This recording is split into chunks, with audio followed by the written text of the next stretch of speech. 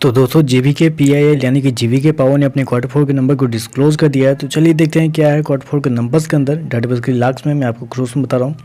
तो देखिए पिछले क्वार्टर में कंपनी ने 134 करोड़ के आसपास का रेवेन्यू जनरेट किया था ऑपरेशन के थ्रू पिछले साल 186 करोड़ के आसपास, जबकि अभी देखें तो गिर के मात्र 68 करोड़ के आसपास कंपनी का जो रेवेन्यू है वो आपको जाता हुआ देख लो। तो साल दो साल देखें तो साल दो साल कंपनी की रेवेन्यू के अंदर एक बड़ी गिरावट आपको देखने को मिला। ऑलमोस्ट बोल सकते हैं 62% के आसपास की गिरावट है साल दो साल कंपनी की रेवेन्यू के अंदर। वहीं अगर क्वार्टर जाते हैं तो क्वार्टर भी ऑलमोस्ट बोल सकते हैं 48% के आसपास की गिरावट है। तो क्वार्टर साल दो साल कंपनी का जो रेवेन्यू है उसके अंदर एक बड़ी गिरावट आपको देखने को मिल रही है। खर्चे की बात कर लेते हैं तो देखिए पिछले क्वार्टर में कंपनी ने 225 करोड़ खर्च किए थे, पिछले साल 271 करोड़ के आसपास, जबकि अभी देखें तो कंपनी के जो खर्चे हैं 226 करोड़ के आसपास आपको देखने को मिले। तो कंपनी के खर्चे देखें तो कंपनी के ऑन एन एवरेज कंट्रोल है, ठीक है, फ्लैट है, क्योंकि प्रॉब्लम बस ये निकल के आ रही है कि कंपनी के जो खर्चे हैं उसका सबसे बड़ा जो रोल होता है वो होता है कंपनी के फाइनेंस कॉस्ट का, क्योंकि कंपनी के पास कर्जे बहुत ज़्यादा है, कंपनी के पास डेप्ट बहुत ज़्यादा है।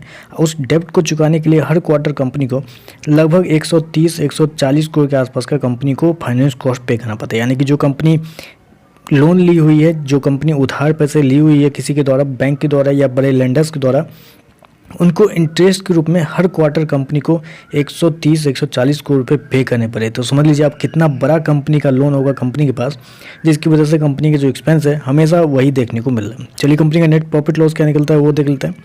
तो देखिए पिछले क्वार्टर की बात करें तो पिछले क्वार्टर में कंपनी 77 करोड़ के लॉस में थी। पिछले साल देखें तो पिछले साल 85 करोड़ के आसपास का लॉस, जबकि अभी देखें तो बढ़ के 142 करोड़ के आसपास आपको देखने। तो साल दर साल देखें तो साल दर साल कंपनी के जो लॉस है उसके अंदर ऑलमोस्ट बोल सकते हैं 75 से 80% के आसपास का मतलब तेजी आपको देखने में, मतलब लॉस आपको बढ़ता हुआ देखने को मिल रहा है।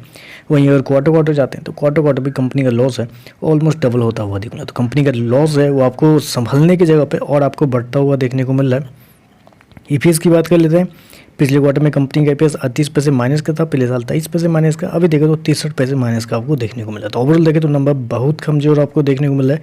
अगर शेयर के अंदर 5 से 10% का लोअर सर्किट अगर देखने को मिल जाएगा तो हो सकता है कि आपको मतलब प्री मार्केट में ही आपको लोअर सर्किट आपको लगता हुआ देखने को मिल जाएगा, क्योंकि रेवेन्यू के अंदर एक बड़ी गिरावट और कंपनी का जो लॉस है वो आपको डबल होता हुआ देखने को मिला। ये मेरे हिसाब से बहुत खराब नंबर कंपनी की तरफ से दिए गए।